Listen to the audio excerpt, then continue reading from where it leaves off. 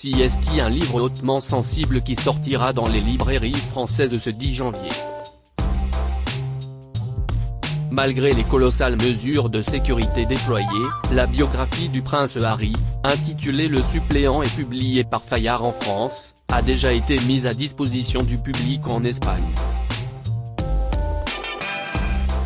Bertrand Decker a pu consulter l'ouvrage écrit par le duc de Sussex.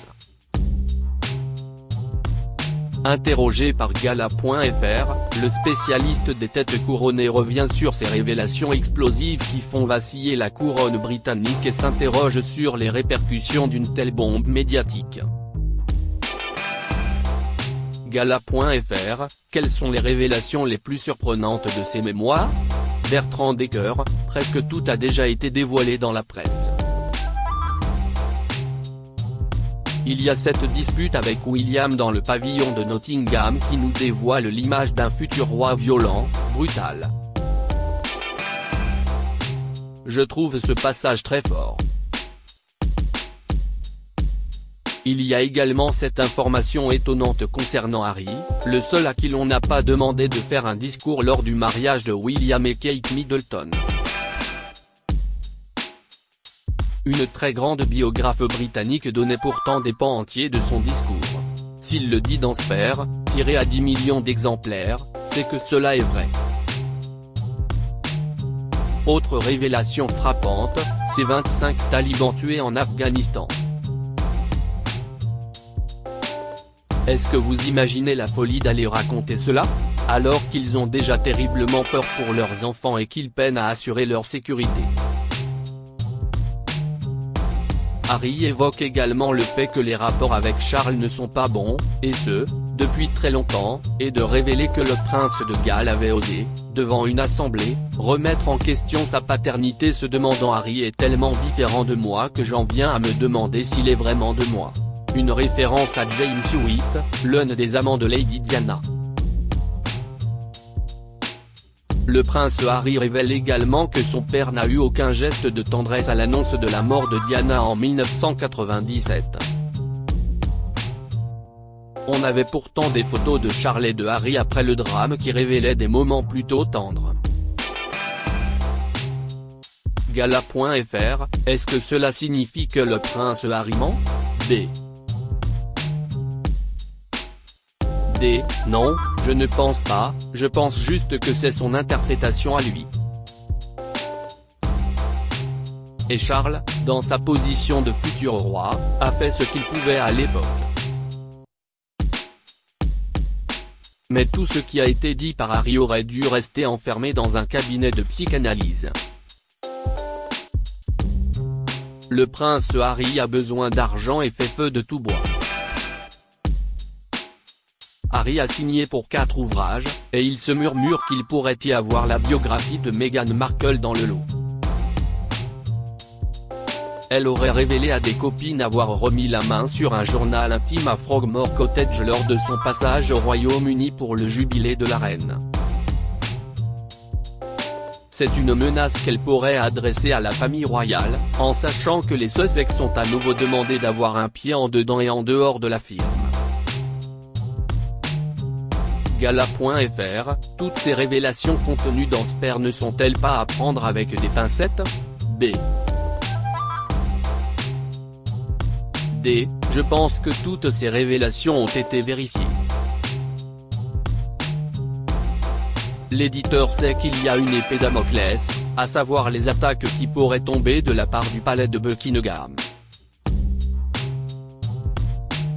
Charles III a engagé à ses côtés Tobin Andreae, l'ancien rédacteur en chef du Daily Mail, et on n'est plus sous l'ère Elisabeth II. Never explain, never complain. S'il y a matière à pouvoir attaquer, le palais le fera. Les mémoires ont été vérifiées, et revérifiées par une équipe juridique, des équipes d'avocats ont bossé sur le manuscrit, cela me paraît inévitable. Gala.fr, pourquoi le prince Harry a eu besoin de dire toute sa vérité ? B. C'est une thérapie. Ce n'est pas une biographie. c'est une psychothérapie à l'américaine. Aux États-Unis, c'est différent de la France, vous devez tout balancer. Vous devez vider l'intégralité de votre sac. Le prince Harry a utilisé cette méthode-là. Il va nous emmener dans sa plus stricte intimité. Franchement, qu'est-ce qu'on en a à faire qu'il se soit fait dépuceler à la sortie d'une boîte de nuit dans un champ? Ok, la dispute avec le prince William, qui nous permet éventuellement de comprendre pourquoi il y a eu une dislocation de la Royal Foundation. Mais a-t-il besoin de se raconter ainsi? De se livrer tout entier et d'expliquer qu'il avait des engelures sur les testicules au mariage de son frère? À part amuser la galerie, qu'est-ce que cela apporte franchement? Rappelons quand même qu'il y a des impératifs de vente, le livre a été tiré à 10 millions d'exemplaires, traduit en 16 langues et 100 000 exemplaires pour la version francophone disponible dès le 10 janvier. A souligner également que le ghostwriter, J.R. Moiringer, avait également aidé André Agassi à se révéler tout entier, et reconnaître qu'il s'était drogué à l'époque où il faisait du tennis à très haut niveau. Il est réputé pour pousser la personne qui se raconte dans ses retranchements. Gala.fr, selon vous, Charles III doit-il réagir? B. D. Il serait envisageable qu'il y ait un communiqué de la part de Buckingham Palace, puisqu'il a remanié ses équipes de communication quand Charles redoutait les coups de Harry. Ce dernier évoque Camilla, donc une ligne rouge a été franchie. Il a supplié son père en pleurant de ne pas épouser cette femme pour ne pas qu'elle devienne sa méchante belle-mère, qui a tant fait souffrir Diana. Harry ajoute également que Camilla n'hésite pas, quand elle peut lors d'une assemblée, à aller raconter des petits détails sur la vie de Harry et Meghan, qui pourraient paraître insignifiants comme ça, mais elle sait très bien à qui elle les raconte. Ce serait une peste. Il y a également une campagne de destruction envers Kate Middleton.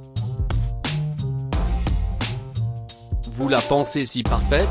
Eh bien, c'est elle qui a fait pleurer Meghan, puisque le prince Harry revient en boucle sur cette énième dispute et raconte comment un thé partagé est parti en vrille. Mais il pourrait y avoir de la part de Charles, un homme qui est très ouvert, un philosophe, un geste envers son fils, parce qu'il sait combien Harry a souffert de la mort de Diana. Charles pourrait éventuellement envisager une réconciliation. Mais pas William. Entre les deux frères, c'est définitivement terminé. Cela a été trop loin. William a un caractère très entier et peut se montrer brutal. Et Harry laisse entendre que ce ne serait pas la première fois. C'est assez terrible pour William, qui, enfermé dans ce moule royal, ne peut pas s'exprimer. Et cette affaire émane de son propre frère, eux qui s'étaient pourtant juré fidélité à la mort de Diana. Gala.fr, après la publication de ce brûlot, quel avenir royal pour le couple de Sussex? B. D. Il y a eu un tel déballage. J'ai du mal à penser que le palais ne brise pas cette omerta et continue comme si rien ne s'était passé. À la fin du livre, le prince Harry tend la perche et dit qu'il n'est pas certain d'être au couronnement de son père mais que la balle est de leur côté. Ce qui veut bien dire que c'est un cri de désespoir, de détresse. Il leur envoie comme un cri de reproche, en disant dans le fond, vous m'avez laissé partir. Mais ce n'est clairement pas la bonne méthode. Pour moi, le prince Harry est devenu 100% américain, il ne comprend même plus la façon de réagir des Britanniques. Il se raconte comme la famille Kardashian. En Angleterre, ils sont détestés. C'est un livre qui vise le marché américain. Sauf qu'aux États-Unis, ils ne font pas non plus l'unanimité. Un livre qui a pour but de réhabiliter le couple afin d'avoir d'autres projets. Je suis convaincu que Meghan Markle veut se lancer en politique, et elle tente d'assainir le terrain. Gala.fr, le prince Harry et Meghan Markle doivent-ils rendre leur titre? B. D. De plus en plus de voix s'élèvent en Angleterre pour qu'ils soient privés de leur titre. Mais ce n'est pas si simple de retirer un titre une fois qu'il a été octroyé. C'est une action qui doit être forcément validée par le gouvernement. Ce n'est pas seulement Charles III qui le décide. Mais si Meghan et Harry étaient logiques avec eux-mêmes, suite à leurs déclarations, ils devraient les rendre. Ils devraient s'auto-destituer des titres de duc et duchesse de Sussex, comte et comtesse de Dumbarton, et baron et baronne Kilkeel. Mais le couple de Sussex sait que ce livre n'intéresserait pas 10 millions de lecteurs s'il ne faisait pas partie des Windsor. Il y a à nouveau quelque chose qui n'est pas de l'ordre du sensé. Le problème avec Harry, c'est que ce n'est jamais de sa faute quand vous lisez le livre. C'est William qui le frappe, c'est Camilla qui va raconter des horreurs, c'est Kate Middleton qui s'emporte et qui fait pleurer Meghan, c'est Charles qui n'est pas suffisamment tendre à la mort de Diana. C'est chaque fois la faute des autres. C'est sans cesse, plaignez-moi. Harry veut faire pleurer dans les chaumières, et dire « Je suis le prince qui vous ressemble le plus ». Gala.fr, quel rôle joue Meghan Markle dans ce déballage médiatique? B. D. Elle sait où elle va, elle savait où elle mettait les pieds et elle a une stratégie. Pour moi, ces mémoires sont un nouveau jalon dans le but de pouvoir faire de la politique. Elle a été approchée par le clan Biden, par la sœur de Joe Biden. Par cet ouvrage, le couple s'ouvre sur la manière dont il a souffert et explique pourquoi il est parti. On ne sait pas dans quelle mesure elle a participé au livre, mais il est si américain qu'elle l'a forcément relu. Pour moi, ils vont surfer sur cette idée de famille extraordinaire, qui s'est battue. Ils ont milité pour quitter ce milieu de privilèges et redevenir comme monsieur et madame tout le monde pour jouer un vrai rôle. La future communication de Meghan Markle sera basée là-dessus.